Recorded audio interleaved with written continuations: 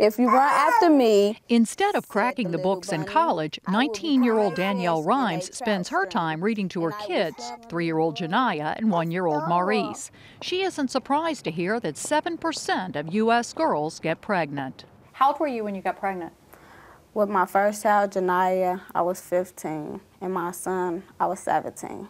Danielle is part of a troubling new trend because the number of teen pregnancies had been going down over the last decade. Among black women, the pregnancy rate dropped 45%, the Hispanic rate 26%, and the white teen rate was down 50%.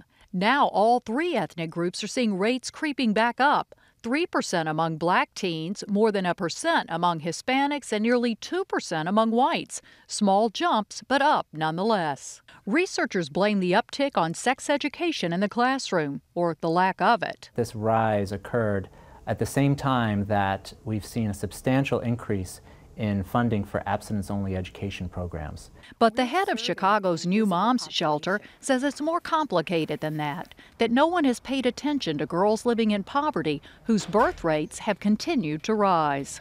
Their birth rate never declined, and in fact it doubled, and it's over 60%. Despite society's advances over the last few decades, the sad truth is for teen moms, not much has changed.